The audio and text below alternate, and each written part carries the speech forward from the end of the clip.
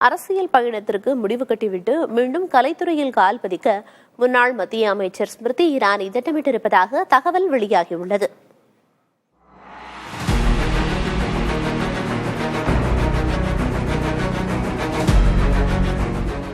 காங்கிரஸ் தலைவர் ராகுல் காந்திக்கு எதிராக உத்தரப்பிரதேசத்தின் அமேதி தொகுதியில் பாஜகவால் 2014 களமிறக்கப்பட்டவர் ஸ்மிருதி இரானி.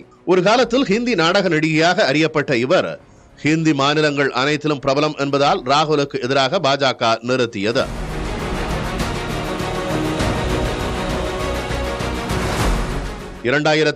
தேர்தலில் ராகுலிடம் தோல்வியை தழுவினாலும் ஸ்மிருதி இரானியை அமைச்சராக்கிய பாஜக அமேதி தொகுதியில் தொடர்ந்து அவரை பணியாற்ற செய்தது.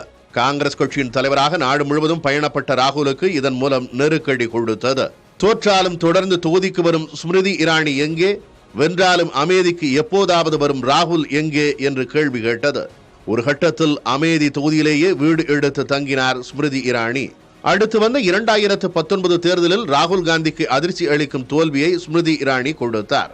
அமேதியில் சொந்த வீடு வாங்கி ஊரை கூட்டி அவர் கொடுத்த விருந்து வெறும் பேசு பொருளாக அப்போது இருந்தது. அமேதிக்காரராகவே ஆகிவிட்டார் ஸ்மிருதி இரானி என்றெல்லாம் பேசப்பட்டது. 2024 தேர்தலில் ஸ்மிருதி இரானி தோல்வியை தழுவினார். இதற்கு பின் ஆட்சியிலும் அவருக்கு எந்த முக்கியத்துவமும் இல்லை.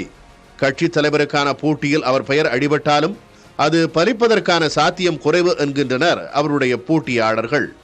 இந்த சூழலில் மீண்டும் மும்பையிலேயே தங்கிவிட்ட ஸ்மிருதி இரானி அடுத்து பழையபடி நடிக்கவும் தயாராகிவிட்டார் என்கிறார்கள். ராகுலை வீழ்த்துவதற்காக பாஜக சொல்லி கொஞ்ச காலம் உள்ளூர் வேஷம் போட்டார் ஸ்மிருதி இரானி. இப்போது பழையபடி தொலைக்காட்சிகளுக்கு வேஷம் கட்ட போய்விட்டார். ஆனால் ராகுல் எப்போதும் அமேதி மக்களோடு இருக்கிறார் என்கிறார்கள் உத்தரப்பிரதேச காங்கிரசார்.